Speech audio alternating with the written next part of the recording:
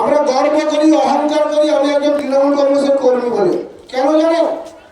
আমাদের এই মমতা বন্দ্যোপাধ্যায় বা অভিষেক বন্দ্যোপাধ্যায় আজ পর্যন্ত যেখানে যা প্রতিশ্রুতি করেছেন, অর্থাৎ মানুষের জন্য যে সমস্ত সুযোগ সুবিধা পাইয়ে দেওয়ার কথা ঘোষণা করেছেন, যারা এখানে আছেন মা কালীর সামনে বলছি, অন্তত পক্ষে তার 90% পূরণ করেছেন।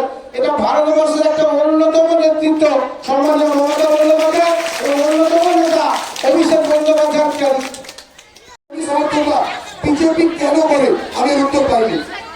আমি চ্যালেঞ্জ ছুড়ে যাচ্ছি বিজেপি সাধারণ কর্মী সমর্থক নেতৃত্ববৃন্দকে, আপনারা পরিসংখ্যান দিয়ে বুঝিয়ে দিন যে বিজেপি কেন করবো।